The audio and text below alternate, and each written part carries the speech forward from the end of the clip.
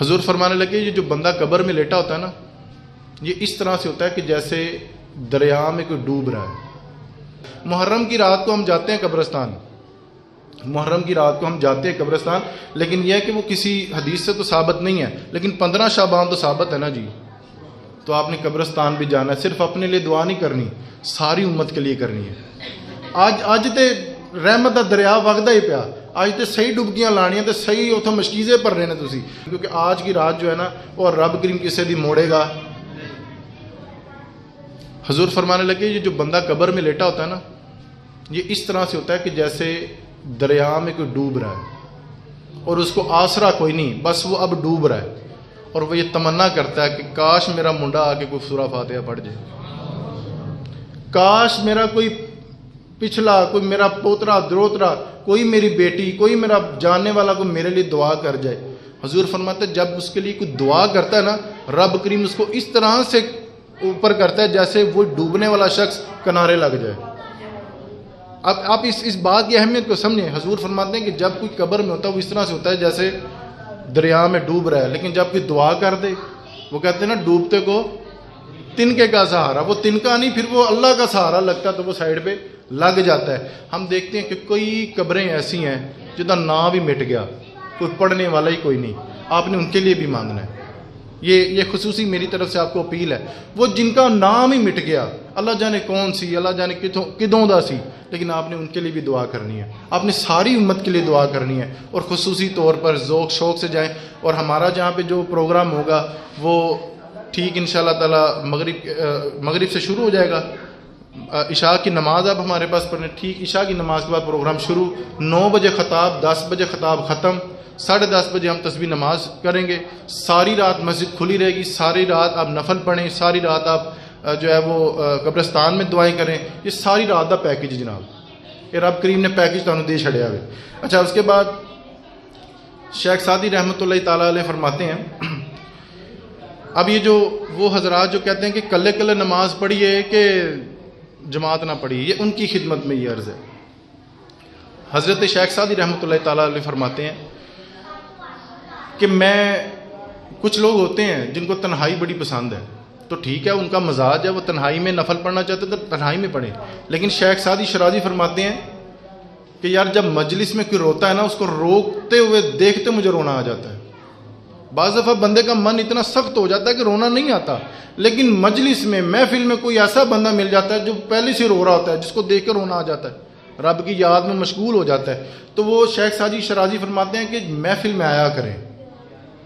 جس کا دل نعت سے نرم ہوتا ہے وہ نعت سنے، جس کا دل تقریر سے نرم ہوتا ہے وہ تقریر سنے، جس کا دل صلاۃ التسبیح میں نرم ہوتا ہے تو وہ صلاۃ التسبیح میں آئے۔ اسی طرح سے حضرت خواجہ حسن بصری رحمۃ اللہ تعالیٰ علیہ، کسی نے پوچھا تھا کہ حضور توبہ کیا ہے، توبہ کیا ہے؟ تو وہ پیر تھے نا،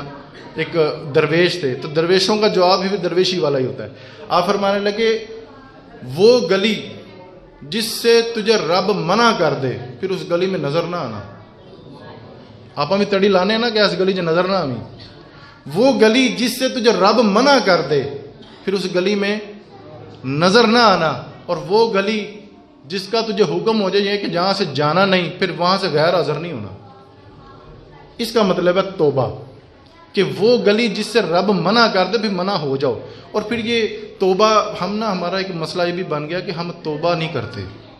ہم توبہ کا رٹا لگاتے ہیں، یا اللہ میری توبہ، یا اللہ میری توبہ، یا اللہ میری توبہ۔ یار توبہ کا تو مطلب صرف اتنا ہے کہ یا اللہ پاک جو میں نے گناہ کیے اس سے وعدہ پکا کہ میں اندر سے نہیں کروں گا، یا اللہ پاک تو مجھے ہدایت کی توفیق عطا فرما۔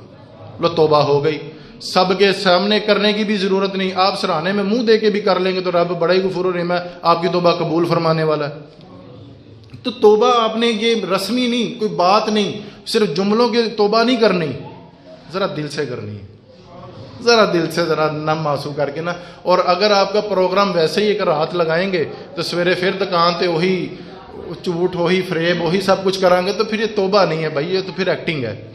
اب ایکٹنگ کے حوالے سے حضرت امام غزالی رحمۃ اللہ تعالیٰ علیہ سے کسی نے پوچھا تھا،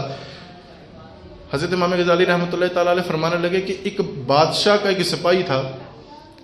بادشاہ نے اس کو بڑا ہی نوازا، اس کی رکھوالی کرتا تھا، ہر وقت اس کے ساتھ رہتا تھا، تو اس کو جو بھی تنخواہ ملتی تھی بادشاہ اس سے ہٹ کے بڑا نوازتا تھا، بڑے اس کو الاؤنس دیتا تھا، گھر کے کپڑے، راشن، ہر چیز دیتا تھا۔ ایک دن کسی نے کہہ دیا، وہ بادشاہ سلامت، وہ جو تیرا سپاہی ہے نا، وہ تیرے لیے تو نہیں نوکری کرتا، اس کی تو نظر ہے تیری کنیز پہ، اس کی تو نظر ہے تیری کنیز پہ۔ تو امام غزالی فرمانے لگے بتاؤ پھر وہ بادشاہ اس سپاہی کا کیا کرے گا؟ تو وہ عوام بھی کہنے لگی کہ وہ بادشاہ تو اس کے 4-5 ٹکڑے کر کے کتوں کے سامنے ڈال دے گا۔ تو جب لوگوں نے کہا نا کہ کتوں کے سامنے ڈال دے گا، تو امام غزالی رونے لگے۔ ان کا وہ تو بادشاہ تھا نا، ہمارا رب تو بڑا ہی کریم ہے، اس کو پتہ ہے اس کے دل میں کیا چل رہا ہے، اس کو پتہ ہے اس کے دل میں کیا چل رہا ہے۔ توبہ تو یہ نہیں تھی کہ تو آیا ہے سجدے کر رہا ہے اور جناب رو رو کے توبہ میری توبہ کر رہا ہے تو امام غزالی فرماتے ہیں کہ پکی توبہ کرنی ہے، وہ نظر نہیں رکھنی کہ صبح اٹھ کے پھر میں نے ویسے ہی جیسے اس بندے کی نظر تھی کنیز پر، تمہاری یہ نظر نہیں ہونی چاہیے اج دی رات میں لاتی سویرے پھر میں جا کے چوڑ فرے بھی لانے نے۔ جب توبہ کر لی تو پھر توبہ کر لی۔ وہ امام حسن بصری رحمۃ اللہ تعالیٰ علیہ کا جو قول ہے وہ میں نے آپ کے سامنے پیش کیا کہ اس گلی سے جب رب منع کر دے پھر اس گلی میں نظر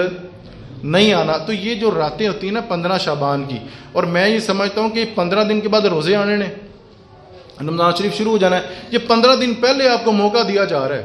رب کریم کی طرف سے کہ اپنے آپ کو کلیئر کر لو، اپنے اعمال صاف کر لو، اپنا دامن صاف کر لو، تاکہ رمضان شریف میں رب کی رحمتیں سمیٹنے میں زیادہ آسانی ہو۔